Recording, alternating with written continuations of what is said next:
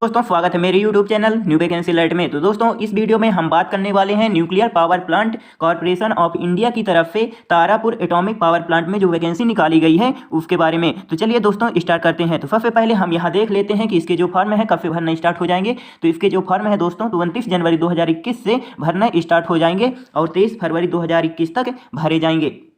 Okay अब हम यहाँ देख लेते हैं कि जो तारापुर एटॉमिक पावर प्लांट में जो वैकेंसी निकाली गई है वो कितने पदों में निकाली गई है। तो आप यहाँ देख सकते हैं कि ये जो वैकेंसी निकाली गई है वो 8 पदों में निकाली गई है। 1 2 3 4 5 6 7 8, ठीक है। तो इन पदों पर ये वैकेंसी निकाली गई है। चलिए अब हम शुरू से देख लेते हैं।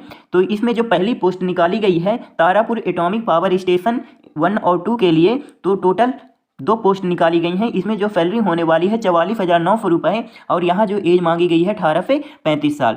ओके अब यहाँ जो दूसरी पोस्ट है तो लीडिंग फायरमैन की, इसमें टोटल 1 पोस्ट है और इसकी जो सैलरी होने वाली 25,500 और जो एज होने वाली है तो 18 से 32 साल, ठीक है। और यहाँ जो तीसरी पोस्ट है ड्राइवर कम पंप ऑपरेटर कम फायरमैन 1A में जो टोटल पोस्ट है तो 2 हैं और यहाँ जो सैलरी होने वाली है 21,700 रुपये। यहाँ एज जो मांगा है 18 से 27 साल के बीच, ठीक है।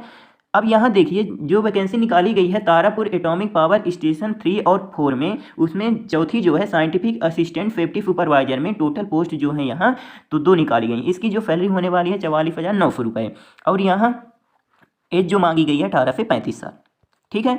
अब यहाँ देखिए जो 3rd नंबर है यहाँ पोस्ट की वो तारापुर महाराष्ट्र साइट में मांगी गई है, ठीक है। इसमें जो असिस्टेंट GR की जो सैलरी है 25,000 होने वाली है और यहाँ जो टोटल वैकेंसी है 20 है और एज जो है तो 21 से 28 साल मांगी गई है, ठीक है। इसी प्रकार इन सभी को आप PDF डाउनलोड करके आराम से पढ़ सकते हैं, ठीक है। अब यहाँ एजुकेशन क्वालिफिकेशन की अगर हम बात कर लें, यदि आप साइंटिफिक असिस्टेंट सेफ्टी सुपरवाइजर के लिए अप्लाई करते हैं तो आपको जो क्वालिफिकेशन चाहिए तो डिप्लोमा इन इंजीनियरिंग या BSc 50% मार्क्स के साथ होना बहुत जरूरी है, या 1 ईयर का डिप्लोमा सर्टिफिकेट इंडस्ट्रियल सेफ्टी का चाहिए, या मिनिमम 4 साल का इंडस्ट्रियल एक्सपीरियंस आपके पास होना बहुत जरूरी है।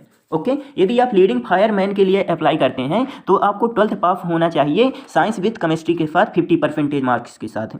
ओके अब यहाँ पास यदि आप ड्राइवर कम पंप ऑपरेटर कम फायरमैन के लिए अप्लाई करते हैं तो आपको 12th पास होना चाहिए केमिस्ट्री साइंस विद केमिस्ट्री और 50% मार्क्स के साथ, और आपके पास हैवी व्हीकल ड्राइविंग लाइसेंस होना बहुत जरूरी है और 1 ईयर का 1 साल का आपके पास ड्राइविंग एक्सपीरियंस होना बहुत ज़रूरी है।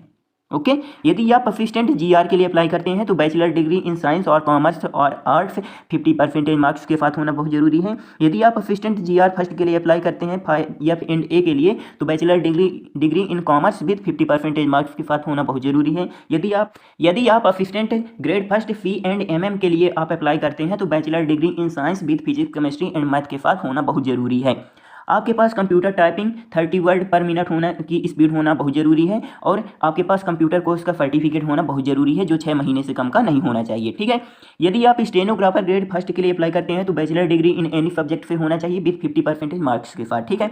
स्टेनोग्राफी टेस्ट में अगर हम बात करें तो यहाँ स्पीड जो होनी चाहिए तो 80 वर्ड पर मिनट होनी चाहिए इंग्लिश स्टेनोग्राफी, और टाइप राइटिंग टेस्ट की अगर हम बात करें तो 40 word per minute in English typing होना चाहिए PC में।